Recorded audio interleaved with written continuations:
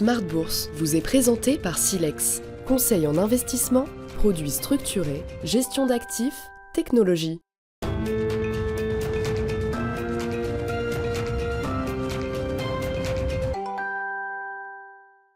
Bienvenue dans Smart Bourse, votre émission quotidienne sur Smart for Change. Pour rester à l'écoute des marchés chaque jour, vous nous suivez à 20h30 à la télévision via vos box. Vous nous retrouvez également tous les jours en replay sur bismart.fr ou encore en podcast sur l'ensemble de vos plateformes préférées. Au sommaire de cette édition ce soir, la bataille est lancée, le nouveau front ouvert par Donald Trump est celui de l'indépendance de la Réserve fédérale américaine et de la place de Jérôme Powell comme président de la Fed, président du FOMC également, l'organe de décision de politique monétaire de la Réserve fédérale américaine.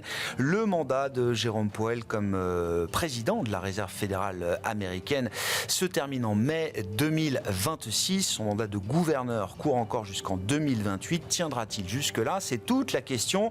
À quoi Donald Trump joue-t-il avec la Fed? Qu'a-t-il à gagner à mettre autant de pression en direct sur les épaules de Jérôme Powell? C'est toute la question qu'on posera à nos invités de Planète Marché dans un instant.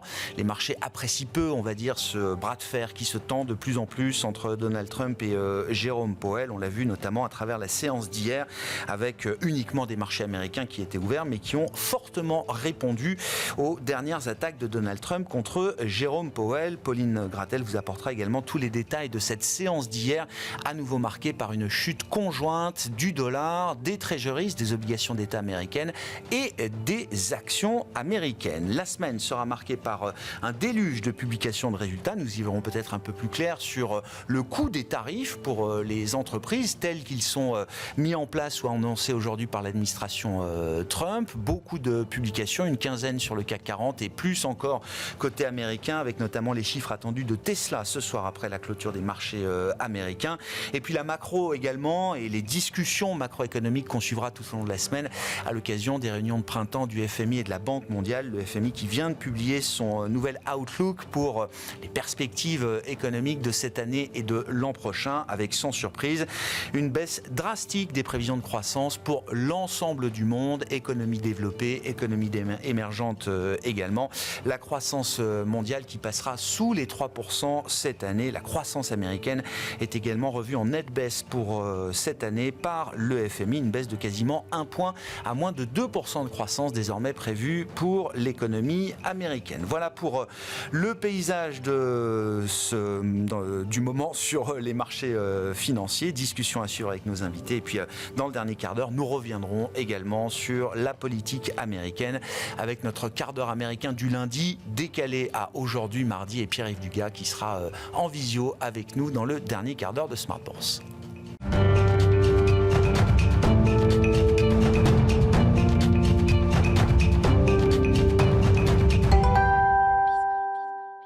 Tendance, mon ami, chaque soir en ouverture de Smart Bourse, Pauline Gratel est avec nous et vous apporte les infos clés du jour sur les marchés. Bonsoir Pauline. Bonsoir. Donald Trump versus Jérôme Powell, c'est donc le match du moment auquel les marchés américains ont fortement répondu hier. Oui, alors que les places européennes étaient fermées hier pour le lundi de Pâques, les indices américains ont chuté de plus de 2%. Donald Trump a vivement critiqué Jérôme Powell sur son réseau social parce que la Fed n'a pas baissé ses taux d'intérêt.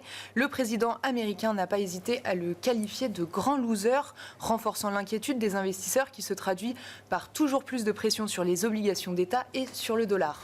Qu'en est-il aujourd'hui pour les indices actions avant de parler des marchés obligataires, Pauline? Les indices européens évoluent globalement en légère hausse en fin de séance. Le Stoxx 600 a cédé plus de 0,5% au cours de la séance avant de réduire ses pertes et revenir dans le vert, tout comme les autres indices européens.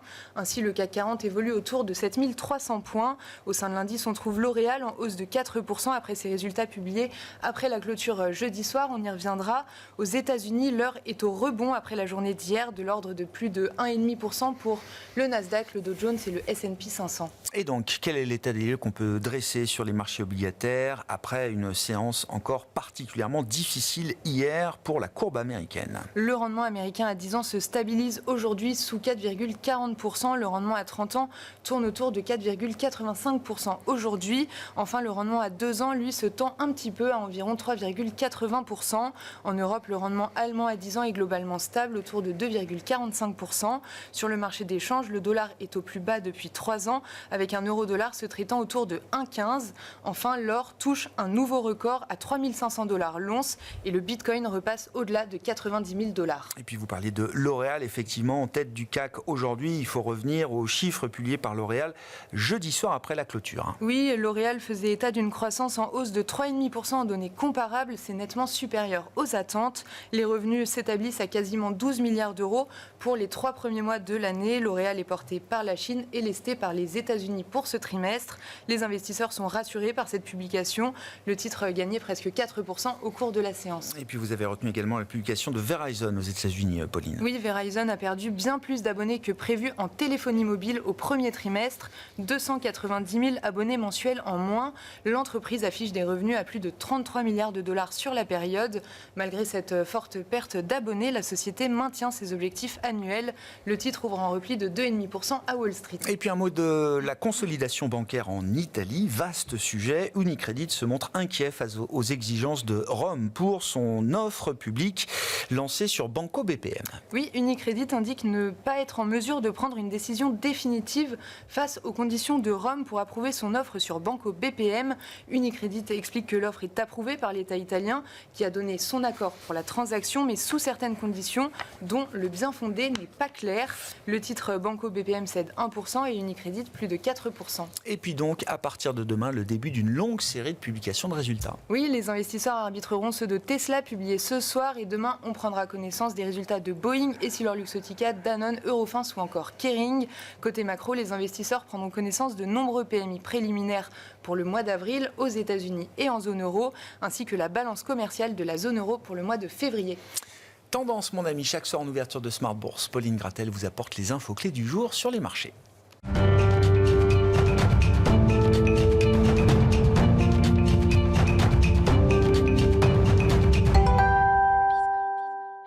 Trois invités avec nous chaque soir pour décrypter les mouvements de la planète marché. Léa Dauphas est à nos côtés, chef économiste de TAC Economics. Bonsoir Léa. Bonsoir. Jeanne Asraf-Biton nous accompagne, directeur de la gestion et directeur de la recherche et de la stratégie de BFTIM. Bonsoir Jeanne. Bonsoir. Florent Martini est avec nous également et lui est directeur de la gestion de Trecento Asset Management. Bonsoir Florent. Bonsoir Léa. Merci d'être là, ravi de vous retrouver tous les trois. Allons-y sur le match, c'est plus qu'un match. Il y avait déjà eu quelques escarmouches évidemment de Donald Trump vis-à-vis de Jérôme Powell, mais là on sent quand même que le front, la bataille, le combat de Donald Trump contre Jérôme Powell et la Fed est explicitement ouvert. Jeanne, quel est le rôle de Powell dans la stratégie de Donald Trump ? Je pense qu'il a peut-être son rôle principal, c'est d'avant tout d'être le scapegoat, ils disent. Le bouc émissaire. Le bouc émissaire, d'accord. Si je cherchais. Donc un rôle politique qu'on lui attribue. Oui, parce que on voit bien que, là, le FMI vient de réviser en baisse, mais la Fed l'avait déjà fait, puisqu'elle avait dit 1,7% de croissance cette année. Donc, on voit bien que ça risque d'être moins, les probabilités de récession augmentent, etc. Il faut bien blâmer quelqu'un. Et d'autant que l'environnement n'est pas prêt de se stabiliser, tant en termes de politique commerciale qu'en termes de budget. On n'a pas encore vu ce qui va se faire. C'est en train d'être préparé par les Républicains. A priori, on pourrait avoir des pistes en fin de ce mois-ci, mais bon, c'est pas encore là. Donc voilà, il faut un bouc émissaire. Et puis, en même temps, c'est pas plus mal du point de vue de Trump, puisque ça fait baisser le dollar, ce qui est quand même une des équations auxquelles il tient beaucoup. Ça fait baisser le dollar pour quelle raison, Jeanne ? Ça fait baisser le dollar parce que il y a une perte de confiance et que ça participe de la perte de confiance globalement, de la perte d'attractivité, je dirais presque, plutôt que de confiance dans les actifs américains qui avaient une qualité de valeur refuge dans le sens que tout était sûr, écrit, etc. Et que là, tout est remis en cause et ça a l'air d'être des déséquilibres instables pour le coup, même pas partout. Donc voilà, c'est une dépréciation de sentiments, j'allais dire. D'accord. Pour l'instant. C'est quelque chose qu'on maîtrise, qu'on contrôle, parce que non. D'accord. Parce qu'une fois que la confiance disparaît, elle peut partir très vite, elle peut mettre beaucoup de temps à revenir. Sur le court terme, ça peut être bénéfique parce que le dollar baisse. Sur le moyen long terme, qu'est-ce que ça donne comme résultat ? La question, je la tournerai un tout petit peu différemment parce que pour que ce soit une remise en cause de long terme, il faudrait qu'il y ait des alternatives. Voilà. Alors, donc tant qu'il n'y a pas d'alternative crédible, Trump peut se permettre de jouer à ce petit jeu-là. Oui, en tout cas, voilà, c'est-à-dire que si ensuite les choses se normalisent et qu'on revient sur un environnement un peu plus stable, avec un peu de visibilité, les actifs américains pourraient retrouver de l'attractivité. On ne peut pas dire, en Europe, on a beaucoup de bonnes intentions, mais on n'est pas tout à fait encore au rendez-vous. On est extrêmement endetté, bref. La Chine, elle a du mal à sortir de sa déflation. Le Japon émerge, mais c'est un peu tôt quand même pour devenir... voilà. Donc, on a envie de dire qu'il faudrait qu'il y ait des relais pour les investisseurs. Je comprends. Il ne prend pas tant de risques que ça à ce stade, à jouer à ce petit jeu de saper la confiance des investisseurs pour faire baisser sa devise et éliminer la surévaluation du dollar. Je ne suis pas sûre que son objet ait été de dévaluer cette devise. Je pense que, comme j'ai dit en premier, je pense qu'il cherchait avant tout un bouc émissaire pour blâmer. D'accord. Il faut bien blâmer quelqu'un sur le fait que l'activité va très probablement... Il y a un tel choc de confiance qu'on peut penser que le premier ou le deuxième trimestre vont être négatifs aux États-Unis. Donc le choc... Et en plus, il y a des effets d'anticipation qui peuvent vraiment précipiter, pour le coup, un PIB négatif. Donc il va bien falloir blâmer quelqu'un. Et il y a un corollaire. J'entends. Je ne pense pas. Je pense qu'il préférerait que le dollar baisse parce que la Fed baisse les taux. Ce qui ne serait pas évident non plus, je ne sais pas. Quand la Fed a baissé ses taux ces derniers mois, on a plutôt vu les taux longs, en tout cas, remonter, quoi. Oui, mais vous parlez du côté des taux. Ouais. Après, il y a des moments où la devise va être quand même relativement influencée par l'évolution des taux courts ou l'évolution attendue des taux courts, disons à 2 ans. Voilà. Donc, on peut penser qu'il y avait quand même... ça aurait pu jouer dans ce sens-là. Ouais. Bon, votre lecture, effectivement, alors dans le grand plan de Trump, aidé par Stephen Mayran et d'autres, quelle est la place de Jérôme Powell et de la Fed dans tout ça, Léa ? Je pense qu'effectivement, la logique de bouc émissaire, c'est la bonne.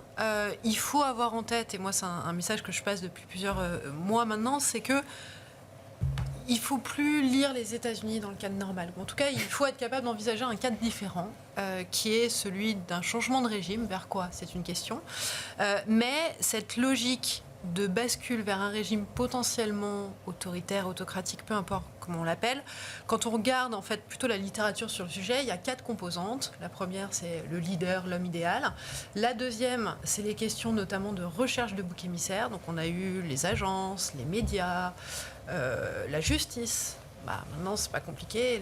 Celui d'après, ça va être la réserve fédérale. Et en fait, quand on ajoute tout ça ensemble, le sentiment que ça donne, c'est surtout de se dire, est-ce qu'on peut faire confiance à Trump ? Quand on sait que les tarifs arrivent, sont enlevés, reviennent, quand on sait qu'au final, peu importe le cadre réglementaire dans lequel il utilise, de toute manière, il n'y en a plus. Il peut s'en affranchir. Et donc même si au bout de 90 jours, ce qui est complètement illusoire, des tarifs, ça ne se négocie pas en 86 jours, ça se négocie en 2, 3 ans, voire même encore plus longtemps. Même si on a quelque chose, on sait que de toute manière, ça pourra être remis en place peu importe comment. Donc tout ça fait que quand vous attaquez les institutions, quand vous y rajoutez une incertitude qui ne se résoudra pas, même si quelque chose naîtra au bout des 90 jours, vous amenez une signature US qui se dégrade. Exactement ce que disait Jeanne sur le dollar. Et le point de bascule le plus important qu'on regarde tous, c'est effectivement pourquoi dans ce contexte-là, les taux longs ne baissent pas dans un contexte de valeur refuge. C'est pas parce qu'on a une prime de risque sur la signature US, une prime de terme, on en parle peu. Jeanne mentionnait la question du budget, mais en réalité, le seul moyen que les États-Unis vont avoir pour s'en sortir, si effectivement ils nous emmènent dans cette logique-là, c'est la dépense budgétaire. On ne pourra pas gérer cette problématique-là sans dépense budgétaire. Vous rajoutez une prime d'inflation, vous avez prime de terme, prime d'inflation, prime de risque. Tout ça, en fait, c'est la signature US qui se dégrade. De combien, c'est impossible à savoir. Mais quand on est dans ces éléments d'incertitude et qu'en plus, on commence à remettre en cause la crédibilité de la Fed, qui est en fait à peu près le seul output qu'on peut avoir aujourd'hui dans cet environnement-là. C'est un bien commun, diraient certains. En tout cas, c'est nos points d'ancrage. Dans l'incertitude qu'on a, on cherche les points d'ancrage. On a probablement la Fed. Elle va être testée. En tout cas, jusqu'où Trump peut aller, c'est une question ouverte. Mais en tout cas, il va la tester. Et le fait qu'il la teste fait encore sauter une digue supplémentaire. Et donc, tout ça mis ensemble, oui, effectivement, c'est le dollar, ça va être les taux. Et puis, le point, je pense, qui est un point que le marché a encore du mal à voir aujourd'hui, c'est de se dire... Le scénario qu'on va avoir, c'est pas un scénario dans lequel, un moment ou un autre, la Fed va baisser les taux et puis ça va aller mieux. C'est illusoire de croire ça. Ça va être un moment où la Fed va peut-être baisser les taux, probablement. Alors, Pour quelle raison ? Parce qu'on va avoir une récession qui va arriver. L'ampleur... Alors, les niveaux du FMI sont encore trop optimistes. On est probablement dans des ranges entre 0 et 1% cette année. Mais quand on est dans cet environnement-là, et que derrière, on a une incertitude qui est dominante et qui va rester, même s'il change, c'est-à-dire que même en baissant les taux, la politique monétaire est inefficace. Et je vais être un peu cynique, mais c'est exactement ce qui se passe en Chine aujourd'hui. Vous avez des problèmes de confiance partout. La politique monétaire chinoise est inefficace. Et on va y arriver aussi côté américain. Pourquoi ? Parce qu'on attaque la crédibilité de la Fed. Et donc, en faisant ça, le risque même, ça va être que même si la Fed baisse les taux pour essayer de soutenir l'économie, derrière, on ne va pas reprendre. Pourquoi ? Parce qu'on va avoir des questions sur l'investissement, sur l'emploi, sur la confiance, sur les achats, parce qu'il aura cassé tout le cadre. Et c'est ça, en fait, le risque qu'on a. Et la crédibilité de la Fed, c'est le point supplémentaire sur l'ensemble de mesures qu'il est en train de mettre en place depuis son début de mandat. De plus en plus d'économistes que je suis, et depuis des mois, sont attentifs au respect de l'état de droit, le respect de la rule of law. C'est quelque chose d'important pour les investisseurs, écrivent des économistes. Un stratégiste, alors c'était à l'issue de la journée mémorable du 9 avril, stratégiste de Fundstrat à New York, aux États-Unis, qui est un bull historique du marché, est venu faire son mea culpa en disant « je me suis trompé, j'ai mal lu et j'ai mal compris ce que faisait Donald Trump. Il a cassé des covenants clés du capitalisme ». C'est quand même des phrases lourdes, je trouve, pour des investisseurs et pour des gens qui sont en plus réputés être bulls américains, quoi. Alors, moi, je l'étais aussi, le sentiment il va y avoir de la régulation, mais en fait, quand vous enlevez l'encre qui fixe les règles et que vous n'en avez plus, derrière, il n'y a plus de confiance. Et un problème avec le scénario actuel, c'est que on ne tient pas du tout compte de la bascule qu'il va y avoir sur l'ensemble du commerce. C'est-à-dire que la Chine va essayer de devenir cette puissance d'ancrage. C'est-à-dire que l'Europe en face va essayer de se comporter avec ça. Et donc tous les flux que ça va entraîner, les chaînes de valeur, les problématiques d'inflation, la bascule des flux, fait que, in fine, le scénario de marché est probablement trop optimiste si on continue d'aller dans ce scénario-là aujourd'hui. Et ça, c'est pas du tout craint. Florent, qu'est-ce que tout ça vous inspire ? Je trouve que d'un point de vue de comportement de marché, et c'est vous qui l'avez relevé, effectivement, j'ai hâte de vous entendre là-dessus, c'est quand même assez fascinant. On est passé d'un monde où il y a quelques mois où il fallait détenir tout ce qui était américain et tout ce qui était le plus proche des Mag 7, pour dire les choses très clairement sur les actions, à un monde aujourd'hui où tout ce qui est un actif américain est devenu quasiment radioactif pour les investisseurs. Impressionnant, consensus. Et la phase de baisse que connaissent les indices américains est très intéressant d'un point de vue comportemental parce que en fait, les grands mouvements de baisse comme ça, ils se décomposent souvent en 5 vagues. Donc la première vague était DeepSeek, on a eu une correction. La vague 3 de baisse est celle de tarifs douaniers, le cœur de la tornade des tarifs douaniers de Trump. On a eu le soulagement avec la pause des 90 jours. Ouais. Et puis là, il me semble que j'ai un certain nombre d'éléments en termes de psychologie de marché qui me laisse penser qu'on est dans la vague terminale de baisse. Donc là, c'est la grande capitulation. Là. Alors, je vais t'expliquer. C'est une vague où en fait les nouvelles sont extrêmement mauvaises. On n'a que des mauvaises nouvelles. C'est une vague où le positionnement et le sentiment des investisseurs est hyper pessimiste. Et c'est une vague où on a un sentiment de fin du monde. Quand on entend des remises en cause d'institutions comme la Fed, quand on entend qu'il y a une perte de confiance qui est peut-être structurelle sur le dollar, que tu disais l'analyse de Fundstrat, la stratégie de Fundstrat, voilà. Quand on a on a vraiment l'impression d'être dans Armageddon, le moment où ils sont sur l'astéroïde, ils essayent de percer le trou mais ils n'y arrivent pas, et qu'il y a la moitié de l'équipage qui meurt, on ne sait pas où est-ce qu'on va, et donc ce sentiment un petit peu fin du mondiste C'est vraiment typique d'une vague 5. Et tu parlais de capitulation. Alors, je pense qu'il n'y a pas eu encore une vraie capitulation sur l'ensemble du marché. En revanche, il y a des endroits où ça commence à, je vois poindre ci et là des endroits où il y a de la capitulation, notamment sur certains endroits de marché qui avaient très très bien résisté à la baisse. Il y a les services médicaux, par exemple, aux États-Unis. Donc, notamment une valeur emblématique comme United Health, première capitalisation du Dow Jones, assureur numéro 1 aux États-Unis, valeur extrêmement défensive, pas du tout exposée aux tarifs Trump, donc énormément résisté depuis le début de l'année. Ils ont publié la semaine dernière, c'est moins 30 en 2 séances. Donc ça, c'est pas des comportements normaux. Quand on se met à vendre des blue chips défensives comme composants du Dow Jones, il y en a 30. Voilà. Alors sur la base de résultats qui étaient peut-être pas très bons, effectivement, mais un tiers de perte de capitalisation boursière, ça dit quelque chose de la psychologie des investisseurs. C'est que la capitulation. C'est pas les fondamentaux du United Health qui ont changé comme ça en 2 jours. 5-10% de baisse, mais moins. D'accord. Donc ça, la bonne nouvelle, c'est qu'on est dans cette dernière vague de baisse. La mauvaise nouvelle, c'est que cette dernière vague de baisse, elle est très difficile à appréhender, dans le sens où on ne connaît pas sa temporalité et on ne connaît pas sa profondeur.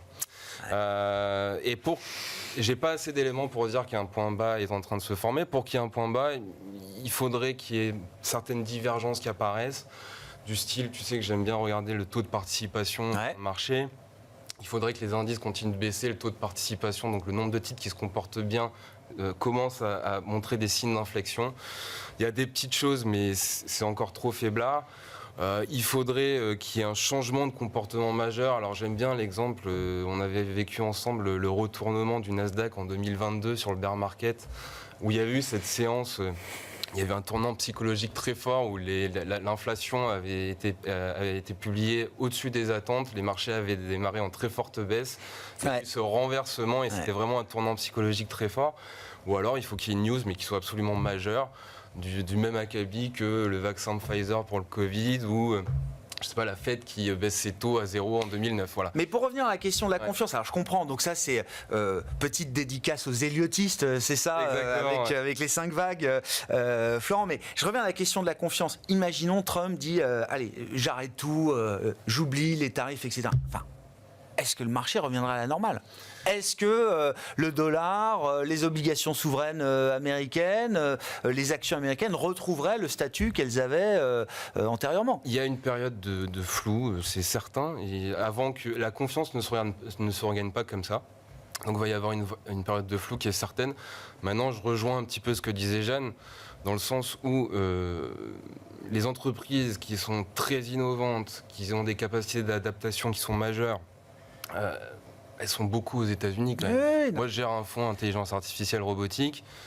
Trouver des idées en Europe, c'est quand même assez compliqué. Voilà. Donc, non, mais on détruit pas tout comme ça aux États-Unis en 90 jours. La gouvernance des États-Unis, c'est pas la gouvernance de corporate américain. C'est deux choses qui sont quand même assez différentes. J'entends. On distingue Trump de la cote américaine, même si aujourd'hui tous les actifs américains souffrent sous les 90 premiers jours de Trump. Jeanne, pardon. Je suis totalement d'accord sur l'aspect qu'il y a des entreprises et qu'elles ont une voix, qu'on commence à les entendre, d'ailleurs aux États-Unis comme ici. Mais je dirais que même en plus, on a vu jusqu'à présent, entre guillemets, la partie la plus difficile de la politique de Trump qu'il veut mettre en œuvre. Oui. On a vu le pire ? Le pire, je ne sais pas comment le caractériser, si ce n'est que, est-ce qu'il y a quelque chose d'autre qui ferait baisser plus le marché ? C'est possible. Pour ça que le pire, bon. J'entends. Mais on a vu la partie dans laquelle il veut, et en ce moment on le disait, c'est en discussion, c'est le budget. Dans le budget, il veut prendre des mesures, il l'a déjà annoncé. Il y a des mesures dont j'ai entendu parler, qui semblent être des rumeurs comme ça à Washington, sont des mesures dans lesquelles il permettrait l'amortissement immédiat ou quasi immédiat sur les investissements de structures manufacturières. Normalement, les investissements de structures, ça s'amortit sur 39 ans. D'accord. 39. D'accord. C'est pas l'investissement sur un ordi que vous normalement qui est amortissable en 4 ans ou 5 ans et vous dites amortissement total maintenant.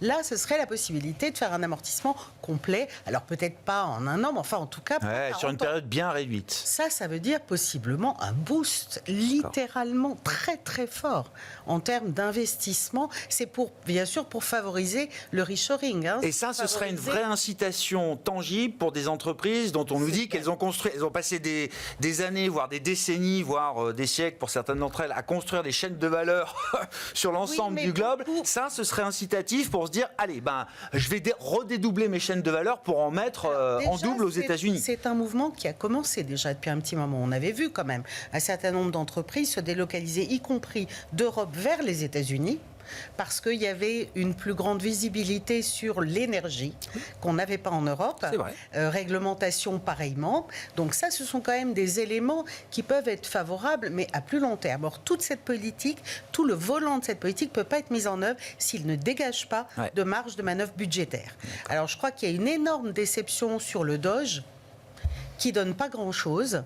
Alors, quand on regardait les chiffres, on se doutait bien qu'il n'y aurait pas 1000 milliards ou 2000 milliards d'économies. Enfin, c'était assez simple en réalité. Mais bon, ils avaient... Voilà, donc ça donne pas grand-chose. Ensuite, vu que l'activité va baisser, ça veut dire moins de recettes fiscales, ce qui veut dire que c'est pas génial non plus. Donc, il faut qu'ils trouvent des marges de manœuvre. Et les tarifs rapporteront pas autant les que... tarifs, on n'y est pas encore, puisque là, il y a un délai de 90 jours. Donc, on va peut-être les mettre, on est en quoi ? Mars, ça veut dire... Enfin, il y a 10% pour tout le monde en attendant. Enfin, il y a quand même des barrières tarifaires, là, aujourd'hui. Oui, sauf que déjà, sur la partie nord-américaine, une bonne partie est exemptée. Ce qui est une grosse partie du commerce américain. Donc tout ce qui est Mexique, Canada est exempté des 10%. J'entends. Donc après, on va voir. Après, il a exempté aussi les semi-conducteurs, il me semble. Il a la pharma. Le bois, le cuivre, les métaux. Exempté dans la perspective de résultats d'enquête qui pourraient aboutir à des tarifs. Mais j'entends. C'est pas en place. D'accord. Donc il n'y a pas 9 milliards par jour qui ruissellent aux États-Unis. Non. Donc ça veut dire qu'il y a... Et la problématique est que, à l'instar d'ailleurs de l'Europe, parce que là-dessus on n'a pas beaucoup de leçons à donner, ou de la Chine, pour le coup, on tourne tous sur des déficits qui sont aux alentours de 6-7% du PIB. Je crois que entre la Chine et les États-Unis, ils se bagarrent entre 7 et 8% chacun. Donc déficits colossaux. Et il sait qu'il ne pourra pas passer un budget, parce que les républicains ne voudront pas, dans lequel il y aurait une accentuation du déficit. Donc il faut trouver, et vite, d'où cette impression de chaos et de précipitation, parce qu'il faut trouver vite des marges de manœuvre budgétaires, parce que normalement, le processus bipartisan a commencé et le vote du budget va être assez rapide. Ils projettent, semble-t-il, de l'avoir bouclé avant la pause estivale. Oui, c'est ce que j'ai vu d'ici cet été. Oui, c'est ça. Oui. Non, mais c'est très, très rapide. Très court. Bon. Et donc de ça dépend la meilleure phase de Trump. C'est-à-dire que là on voit le mauvais côté, mais de ce que vous décrivez là, je rejoins ce que vous dit à l'instant, c'est-à-dire que on a toujours le sentiment, parce qu'on a zéro visibilité. Quand il n'y a pas de visibilité, le marché, ça a toujours été comme ça. On voit forcément le pire des possibles. Oui, comme ça, le pire des possibles. J'ai minusé, est-ce que c'est le possible des pires, mais le pire des possibles. Et en fait, c'est pas obligatoire. C'est pas gravé dans le marbre. Non, mais bien sûr. C'est pas obligatoire. Je crois qu'il pire n'est jamais certain. Le pire n'est jamais certain, mais c'est surtout que il y avait quand même, et ça c'est peut-être le seul élément rassurant, tout ce qui est fait en ce moment avait été quand même annoncé. Oui. Est-ce que c'est rassurant ? Non, mais dans le sens que on peut pas dire qu'on est surpris. Oui. Alors, les programmes étaient très clairs. D'accord. Bon, la méthode, sur la façon de faire. La méthode de calcul des tarifs, des petites choses comme ça quand même qui n'étaient pas tout à fait explicites dans les programmes qu'on puisse circuler, que ce soit l'Heritage Foundation ou d'autres. Non, je suis d'accord, mais en même temps, la méthode de calcul des tarifs, ensuite, c'est juste c'est une ouverture avant discussion. Enfin, elle n'a pas beaucoup de sens. Oui, non, ça je crois que J'ai même vu des estimations, alors je n'ai pas pu les corroborer, puisque le tarif ne s'applique qu'à la partie non US des produits. Or, sur l'Europe, certains ont fait des calculs. J'entends. Le tarif qui est à 20% sur l'Europe, il passe à 10 D'accord. si vous prenez Des composants US. Ah non, que eux, c'est la ça. partie non US. Ouais, C'est-à-dire que ça d'accord. le divise par deux. Ouais, je Donc comprends. Oui. il y a beaucoup Non, de mais flou quand même. c'est un cadre encore très mouvant, Très mouvant. le cadre tarifaire. Vos remarques par rapport à ça, Léa, et puis je voulais qu'on dise un mot quand même. Alors là, pour le coup, d'une bataille qui est en cours depuis des années avant même Trump, face à la Chine.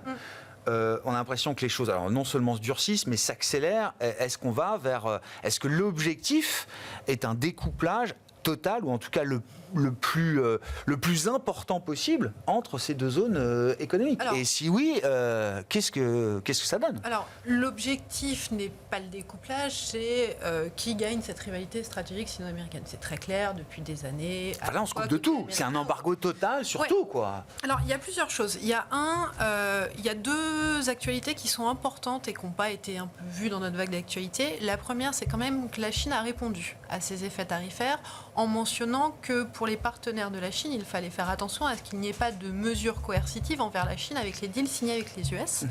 Et le deuxième, c'est la réponse américaine. Donc on est noyé dans les tarifs. Il y a eu une hausse spectaculaire des tarifs associés sur les panneaux solaires, sur tous les pays de la zone sud-asiatique, le Cambodge, la Thaïlande, alors avec des tarifs démentiels à plus de 3000%, plus de 300%, qui est fait par l'administration américaine pour contrer en partie la capacité qu'aurait la Chine à passer par les TIT. Bien sûr. Et donc, quand on pose ces deux points de vue-là, je pense que la guerre commerciale, on est très fort, que c'est encore une fois le point d'ancrage par rapport à ce que fait Trump. On voit bien que c'est vraiment la Chine le problème. Comment ça fonctionne et qu'est-ce qu'on peut voir pour le scénario 1 moi, j'ai arrêté de faire les calculs au-delà de 100%, qu'on soit à 100, 150, 200, peu importe. C'est un embargo, quoi. Voilà. Et c'est important aussi pour l'inflation américaine. C'est-à-dire que quand vous faites la part des biens qui sont importés, par quel type de biens, quels sont les principaux distributeurs, peu importe ce que vous faites, même si on baisse à 10% sur l'ensemble du reste du monde, le fait que la Chine soit à un niveau substantiel est significatif pour l'inflation américaine. L'un ne compense pas l'autre. Ouais. Entre plus 1,5 à plus 2 sur l'inflation américaine. Ça ne change pas les perspectives. Ça ne change absolument pas les perspectives. C'est cette problématique avec la Chine. Quand on regarde la croissance chinoise aujourd'hui, alors le parti fixe la croissance à 5% cette année. S'il y avait une marche arrière qui serait plutôt dans le cadre des négociations initiales où on a quelque chose entre 20 et 30% de tarifs sur la Chine qui serait plus marqué que les autres mais dans un niveau plus agréable, c'est plutôt des perspectives de croissance de l'ordre de 4% cette année pour l'économie chinoise. Il faut voir que dans les composantes du PIB chinois, une grosse partie est liée au commerce extérieur depuis ces dernières années. Ça a permis de compenser la faiblesse de la consommation et de l'investissement. Donc quand on soustrait cette partie-là, déjà de fait suivant le niveau où sont mis les tarifs, mais ça nous ramène une croissance chinoise qui est faible. La Chine a des marges de manœuvre budgétaires, elle a le contrôle du change, elle a des questions de politique à cela près que sa politique monétaire ne fonctionne plus et donc il faut relancer la confiance. C'est ce qu'ils font avec leur plan, ils sont en train de les accélérer.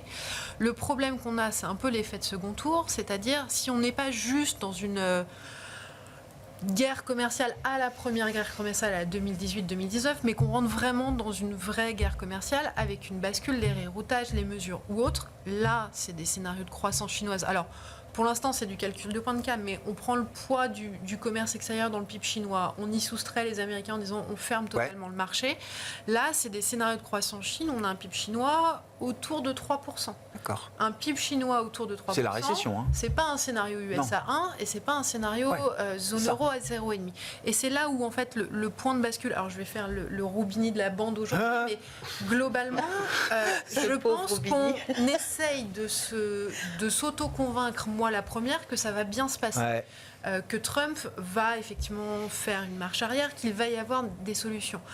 La manière dont la Chine est en train de se positionner aujourd'hui dans sa manière stratégique, dans sa manière de parler, montre qu'on a déjà passé un stade et qu'on voit bien les discussions.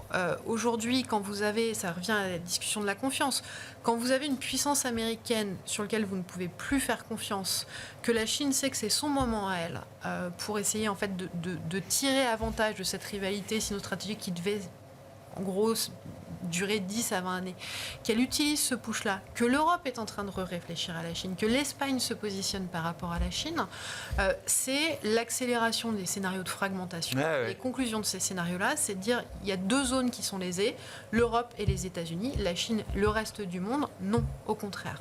Et donc c'est un peu ça ce scénario, c'est qu'en fait on est dans une transformation du commerce que Trump est en train d'accélérer. Et c'est nous qui avons le plus à perdre. Et c'est nous qui avons le plus. Alors, L'Occident. les Américains. Oui, les Américains et les Européens. Alors, c'est la question. Est-ce qu'on se considère aujourd'hui dans un bloc avec les Américains ? C'est le vrai sujet. Mais globalement, ce scénario-là, et c'est pour ça aussi que Trump... La Chine demande un renforcement des relations avec l'Union européenne au plus haut niveau. Et elle a Oui, mais il un faut qu'on intérêt. oublie quelque chose quand même. Il faut qu'on oublie la Chine. Là, on fait un tableau magnifique. Elle n'a pas de marge de manœuvre budgétaire. Elle a un déficit colossal, déjà. Et ensuite, on a oublié qu'il y a encore quelques mois, tout d'un coup, ils ont changé toutes les réglementations, si vous vous souvenez bien. Et tout le monde s'était dit, oulala, la Chine n'est plus investissable. Oui, non, mais Alors là, tout d'un coup, bien on sûr. a oublié que c'est un régime qui est... Et donc, je ne suis pas convaincue que les Européens ou le reste du monde veuillent absolument courtiser maintenant la Russie et la Chine. La Russie, ils ont compris. La Chine, je ne crois pas du tout que ça irait dans ce sens-là. Et surtout pas en termes de commerce mondial, parce que si on regarde ce qui s'est passé depuis que la Chine est rentrée dans l'OMC, je ne suis pas sûre que ce soit à l'avantage de tout le monde. Non, mais on c'est y sûr. a gagné en termes de désinflation. C'est une réalité. La vraie problématique, c'est que la désinflation, elle a eu, à la fin, elle a commencé à avoir des inconvénients avec les risques déflationnistes. Et qu'on n'a pas su gérer ça, les gouvernants n'ont pas su gérer, etc. Mais je ne suis pas totalement convaincue de l'idée que tout d'un coup, la Chine va être l'objet de la confiance des Européens. Pour l'Europe, c'est l'enclume et le marteau. Mais en fait, vous avez trois cadrages de scénario aujourd'hui. C'est qu'en fait, les États-Unis ont une question sur la confiance qu'on a. La Chine voit son rôle pour devenir une puissance d'ancrage, à tort ou à raison.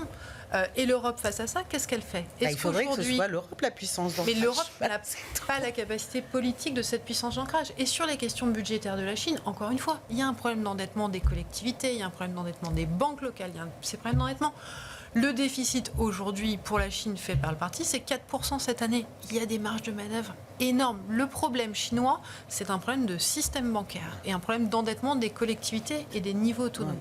Elle fera ce qu'elle a envie et elle a les flèches. Il y a pas mal de hors-bilan quand même aussi. On est à 8% de déficit à peu près calculé. Et elle a la capacité à le faire. Et c'est ça que comme les États-Unis, ça ne change rien. Avec le statut de valeur refuge du dollar et des taux longs. Ça veut dire le mouvement de janvier de cette hausse de prime de terre, moi c'est ça qui me fait peur. C'est que la hausse de prime de terre a normalisé je dis pas à que zéro. les États-Unis n'ont pas...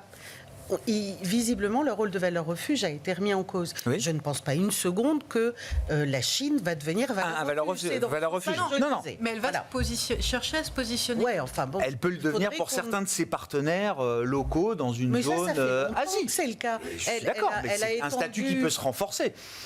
Oui. Je ne sais pas, à mon avis, il est très bien ancré en réalité comme statut déjà. Bon, parmi toutes ces considérations, que vont nous dire les entreprises, Florent, puisque là, on entre dans le dur de la période de publication de résultats.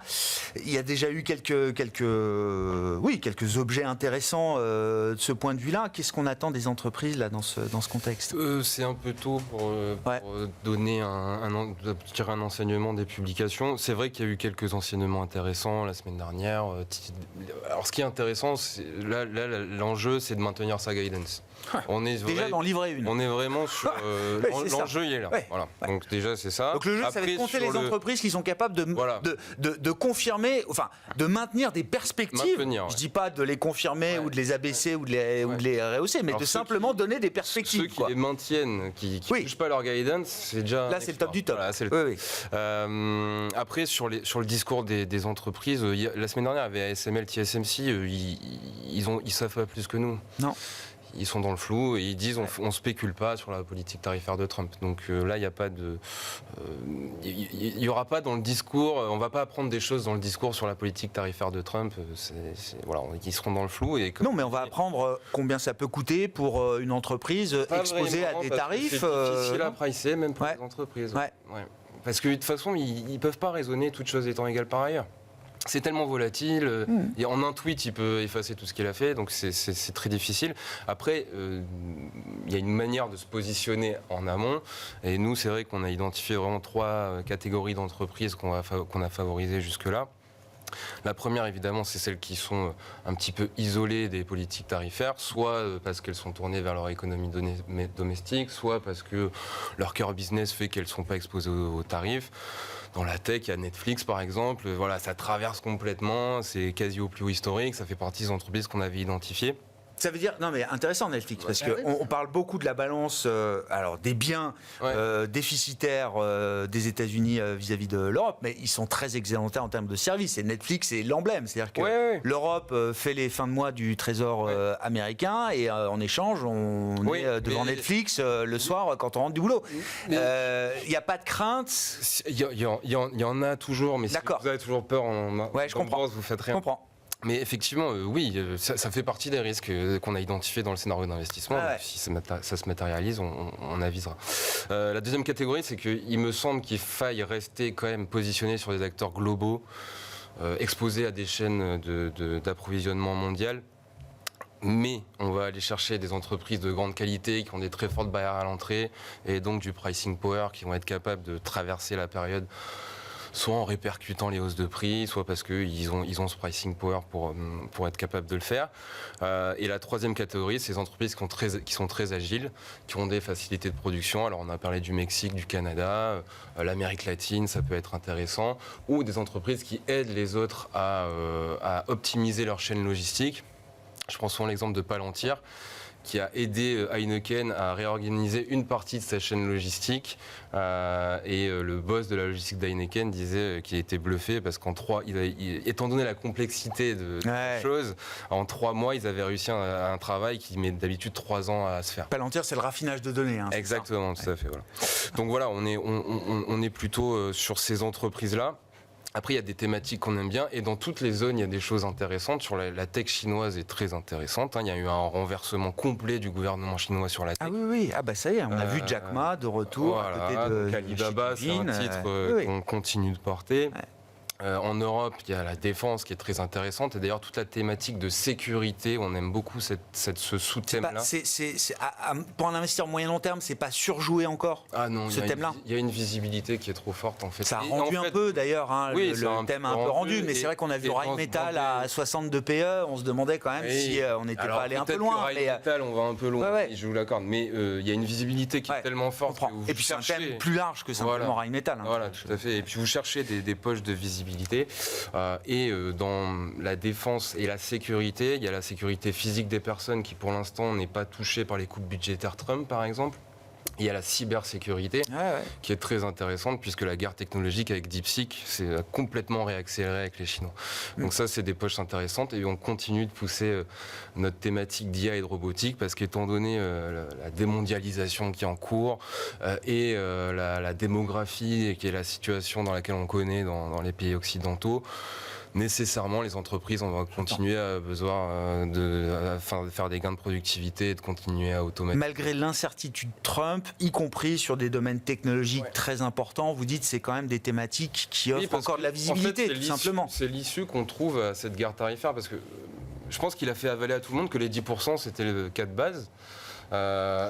Et donc même s'il revient que sur 10%, les entreprises, pour conserver un niveau de marge important et un buffer, il faut qu'elles continuent de faire des gains de productivité et d'automatiser. Bon, sur ces marchés, comment on se positionne effectivement? Est-ce qu'il y a quand même des trends, des tendances? Alors déjà, la défiance vis-à-vis des actifs américains, comment est-ce qu'on se positionne par rapport à ça? On a eu plutôt tendance, parce qu'il n'y avait pas de visibilité, enfin on est d'accord, plutôt tendance à diminuer les budgets de risque globalement. J'entends. Et à préférer avoir des positionnements tactiques quand on les trouve possibles, notamment sur la base d'analyse technique. Parce que ce sont des marchés qui sont plus des marchés de sentiment, des marchés techniques, et tant que ça ne se stabilise pas un peu, il nous semble très difficile de faire des paris tendanciels sur... très compliqué d'avoir une vision. Bon, on sent bien qu'on va avoir un peu moins de croissance. Sur l'inflation, ça se discute parce qu'on va avoir un choc de prix. Mais un choc de prix peut être inflationniste ou déflationniste derrière. Donc, ça reste une question que la Fed a ouverte d'ailleurs. Elle a dit l'un ou l'autre. On ne sait pas qui sera la tête de la Fed demain. Enfin bref. Donc, dans ce cas-là, pour nous, budget de risque limité, sauf il y a des poches qui nous semblent intéressantes parce qu'il y a la possibilité de capter un rendement qu'on trouve relativement intéressant. Donc, on peut penser au high yield qu'on trouvait très cher à un moment. Qui s'est quand même, un petit peu écarté et qui offre, on peut capter une rentabilité à 3 ans, plutôt du court terme. Hein. Ouais. Voilà. Et c'est un rendement qui couvre quand même une partie des risques potentiels encore à venir de ce point de vue-là. En tout cas, en tant qu'Européen en plus, qui est quand même relativement intéressant par rapport à la baisse des taux. Après, sur le pari US-États-Unis, nous, on a aujourd'hui, depuis un petit moment, on a neutralisé le call entre les deux, sauf effectivement sur des paris techniques. Presque, okay. Voilà. Oui, j'entends. Oui, bien sûr. Pareil, sur le dollar, on a été loin à un moment sur l'euro, puis on s'est dit non, voilà. Oui, non, mais il y a plein d'indicateurs de survente partout. Hein. Le dollar doit être survendu comme jamais. Je voyais qu'en avril, la baisse de Wall Street par rapport au reste du monde, je prends le MSCI ex-US, bien sûr, a jamais été aussi importante. Voilà. Et si vous prenez le MSCI Chine par rapport au CSI 300, c'est le grand écart. Vraiment. Donc, voilà. Et il nous semble que là, les fondamentaux, la stratégie est un peu plus compliquée. Il vaut mieux être relativement peu risqué en termes stratégiques, mais savoir prendre des paris plus tactiques. Ouais. Bon. Peu de prise de risque à court terme, vous êtes d'accord avec cette idée sur le plan des marchés de l'investissement, on le serait à moins. Je note le fait qu'on ne peut plus raisonner toutes choses égales par ailleurs. Donc, tant qu'on n'a pas un peu plus de situation, oui, je pense que c'est le premier point. Mais quand on réfléchit, c'est vous qui avez déroulé le scénario effectivement de crise institutionnelle, si je peux l'appeler comme ça, aux États-Unis. C'est ça aujourd'hui qu'il faut tenir. On peut très bien monter des scénarios. Hein. Trump arrête tout, Powell reprend, on a de la dérégulation, on a une révolution dans la tech, on fait des dépenses fiscales, on peut rebasculer sur ce scénario-là. La question, c'est quand on a pénalisé longtemps la confiance et qu'on ne peut plus faire confiance aux institutions, je pense que le scénario de stagflation est probablement le meilleur des scénarios qui arrivent, avec un risque qui sera probablement le scénario asymétrique. Et la crainte toujours, c'est de dire attention, les chaînes de valeur, tarifs et le commerce mondial, ça, on l'a oublié. C'est pas du tout encore dans les scénarios. Ouais. Bon. On va suivre ça. On arrive quasiment aux 100 jours de Trump. Ce sera techniquement, je crois, la semaine prochaine, 29 ou 30 avril. Tout dépend comment est-ce qu'on compte depuis son installation à la Maison-Blanche le 20 janvier dernier. Merci à vous trois d'avoir été les invités de Planète Marché ce soir. Léa Dauphas, TAC Economics, Jeanne Asraf-Biton, BFTIM et Florent Martini, Trecento Asset Management. Le dernier quart d'heure de Smart Bourse, chaque soir, c'est le quart d'heure thématique. Les marchés européens, en tout cas, étaient fermés hier, lundi de Pâques. Nous avons donc la chance d'avoir notre quart d'heure américain décalé à ce mardi. Et nous retrouvons ainsi Pierre-Yves Dugas à distance, en visio avec nous. Bonsoir Pierre-Yves, merci beaucoup. Oui, l'Europe était fermée hier, c'est pour ça qu'on se retrouve aujourd'hui avec vous. En revanche, les marchés américains, eux, étaient bien ouverts, prêts à répondre aux dernières attaques de Donald Trump contre Jérôme Powell. Vous dites, Donald Trump est plus dans la disruption, il est presque dans le sabotage des marchés américains. Écoutez, ça y ressemble tout de même étrangement. Sabotage délibéré.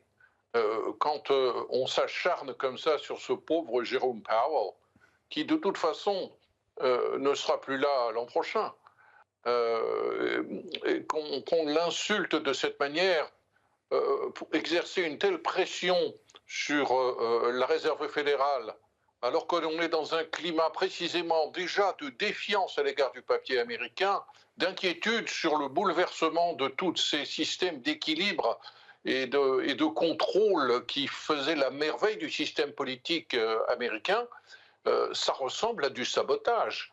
Je ne vous parle même pas des droits de douane qui changent toutes les 5 minutes. Le mois d'avril, alors aujourd'hui ça va mieux, mais on verra de quoi demain sera fait. Le mois d'avril va se terminer. C'est le pire mois d'avril boursier depuis 1932. Ouais. Le dollar s'effondre. L'or qui établit de nouveaux records tous les jours. Le dollar a perdu depuis le début de l'année, face à un grand panier de devises, 9%. Donc, dans ce contexte-là, mettre en question l'indépendance de la politique monétaire américaine ressemble, de mon point de vue, et du point de vue de beaucoup d'autres, à du sabotage. En outre, c'est complètement contre-productif. Imaginons une seconde le scénario délirant où demain, Jérôme Powell soit limogé. Il va saisir immédiatement les tribunaux, on va s'engager dans un bras de fer juridique qui va intervenir dans un effondrement des marchés obligataires et des marchés d'actions. Et imaginons qu'il emporte la bataille. Combien de temps ça va prendre? Plusieurs semaines d'incertitude qui s'ajoutent à l'incertitude. Imaginons qu'il perde cette bataille. Qui pourrait succéder à Jérôme Powell dans un état de sérénité pour faire un travail constructif de lutte contre l'inflation? Tout ça est complètement absurde et ressemble à une espèce de sabotage aveugle. Oui. Ouais, toujours la même question que je me pose, hein, et bon, des gens ont dû expliquer à Donald Trump quand même que c'était un risque de saper comme ça la crédibilité d'une banque centrale. Pierre-Yves, quel est l'intérêt pour lui de mettre autant de pression sur Jérôme Powell? Dans l'émission juste avant, une des explications qu'on a trouvées, vous l'avez dit vous-même, c'est la baisse du dollar de quasiment 10% maintenant face à un ensemble de devises depuis l'arrivée de Donald Trump au pouvoir en janvier dernier. Alors, c'est une explication.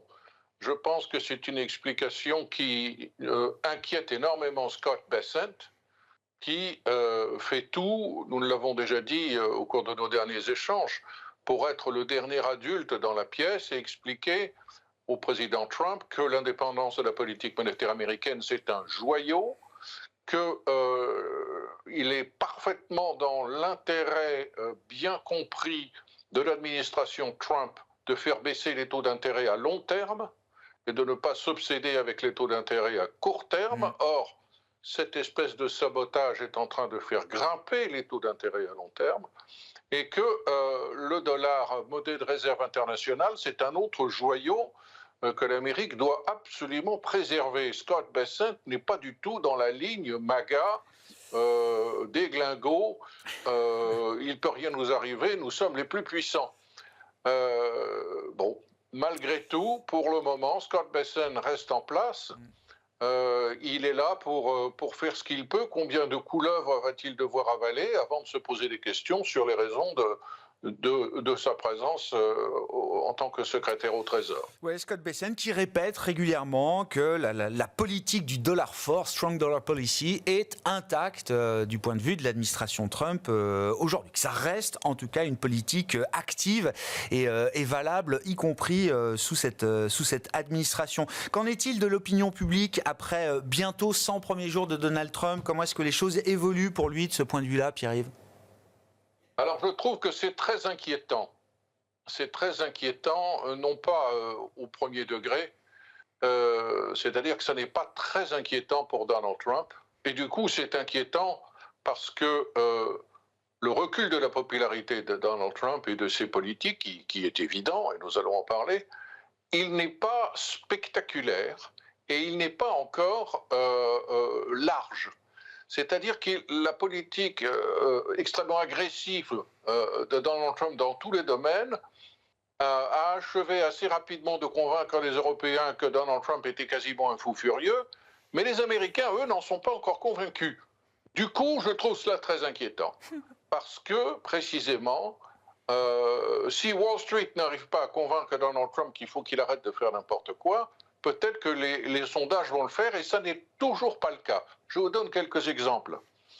Le taux d'approbation du travail général du président des États-Unis, on est tombé à 44% d'approbation, 51% critique. 44%, je connais beaucoup de chefs d'État et de gouvernement qui seraient contents d'y être aujourd'hui. En ce qui concerne l'économie, 55% désapprouvent. Indiscutablement, il y a une inquiétude qui grandit. Mais enfin, il y a quand même encore 43% qui sont contents. Et là où je trouve que c'est vraiment inquiétant, c'est que d'abord la politique relative aux immigrants, aux fermetures de la frontière, aux expulsions muselées, alors ça c'est très populaire. Alors ça, on est à plus de 53% de popularité pour cet aspect-là de la politique. Et puis, 57% des Américains sont déjà convaincus que soit la récession est là, soit qu'elle va arriver. Cette espèce de cycle négatif, cette espèce d'effet pervers risque de s'enclencher. 49% seulement des Américains désapprouvent la politique de droit de douane. On pourrait penser que dans le contexte de leur conviction que l'inflation va s'aggraver, que leur pouvoir d'achat va diminuer en raison de ces lois de douane, ils seraient critiqués. Eh bien non, 49% approuvent encore cette politique et la Chine reste, et de manière bipartite, tant chez les républicains que chez les démocrates, un ennemi épouvantable que une grande partie de l'opinion américaine souhaite voir punir. 49% de désapprobation pour les droits de douane, seulement 35% approuvent. J'aurais pensé que la désapprobation des droits de douane serait déjà proche de 60%. Bon, entre, j'allais dire, le garde-fou des marchés et des marchés obligataires notamment, qui arrivent quand même à faire réfléchir Donald Trump de temps à autre, confère la séance du 9 avril dernier, et le capital politique, alors qui n'est pas totalement intact, mais qui reste quand même important pour Trump à travers les sondages que vous citez. Comment est-ce qu'on sort de ça, Pierre-Yves ? Alors, d'un point de vue boursier, je vais commencer par dire des choses un peu désagréables. J'observe avec grand intérêt, j'écoute avec grand intérêt les intervenants qui viennent avant que je n'apparaisse sur la caméra. Et depuis un mois, je constate que tout le monde est d'accord pour dire « ça y est, c'est le moment venu pour l'Europe, l'Allemagne nous fait du déficit, tous nos problèmes sont résolus ».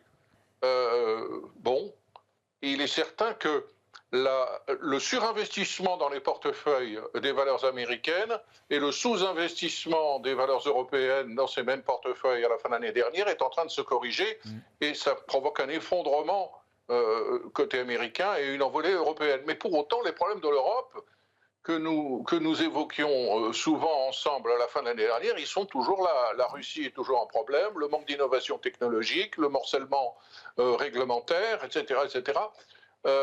Comment sortons de cette mauvaise phase anti-américaine de sabotage ? Peut-être qu'une nuance dans l'appréciation de ce nirvana européen va amorcer les choses. Évidemment, on en sort en employant cette analogie. Quand on est dans un trou, la première chose à faire, c'est d'arrêter de creuser. Il faudrait que Donald Trump cesse d'insulter tout le monde et il pourrait commencer par arrêter d'insulter le patron de la Fed, ce qu'il fait pour des raisons purement électorales, parce qu'il anticipe une récession et qu'il va faire porter le chapeau de cette récession à Jérôme Powell. Pour sortir de cette crise, on arrête donc d'insulter tout le monde et en particulier Jérôme Powell. Il faut amorcer un dialogue avec la Chine qui débouchera peut-être sur un recul de ces barrières douanières qui atteignent des niveaux grotesques qui essentiellement mettent un terme au commerce entre les deux puissances. Il faut que les deux pays se parlent à nouveau et que peut-être le début d'un processus de désescalade s'engage. Il faudrait aussi que l'administration Trump nous annonce un accord avec un autre grand pays, le Royaume-Uni, le Japon peut-être, l'Inde, l'Union européenne, je n'ose y penser. Mais ça donnerait un signal important qu'il y a un modèle à suivre et que ce modèle pourrait être adopté pour d'autres pays. Et il faudrait que l'on arrête de parler de commerce, c'est difficile parce que c'est très important, mais que l'on parle fiscalité et que les républicains montrent qu'en dépit de leur très faible majorité à la Chambre des représentants, ils sont capables de relever le plafond de la dette, de tenir une grande partie au moins des promesses fiscales, des promesses budgétaires de Donald Trump, en particulier la reconduction des baisses d'impôts. Si le sujet de conversation redevient fiscal dans un sens de responsabilité, peut-être que cet extrême pessimisme qui frappe les marchés américains aujourd'hui tombera d'un cran. Des actifs américains qui sont vite devenus radioactifs pour la plupart des investisseurs de la planète. Et comme le disait effectivement Jamie Dimon, je crois que c'était son interview sur Fox le 8 avril, la veille du 9 et de la mise en place des tarifs et du grand retournement de politique économique 14 heures après par Donald Trump, il est temps de délivrer des deals. Il faut maintenant que les deals arrivent. Voilà, ça c'était la recommandation de Jamie Dimon il y a une dizaine de jours. Merci beaucoup Pierre-Yves. Pierre-Yves Dugas avec nous pour ce quart d'heure américain chaque semaine dans Smart Bourse. Vous le savez, c'est d'habitude le lundi, mais aujourd'hui mardi, après ce long week-end de 4 jours pour les marchés européens, à retrouver de toute façon en podcast sur toutes les plateformes, vos plateformes préférées et en replay sur bismart.fr.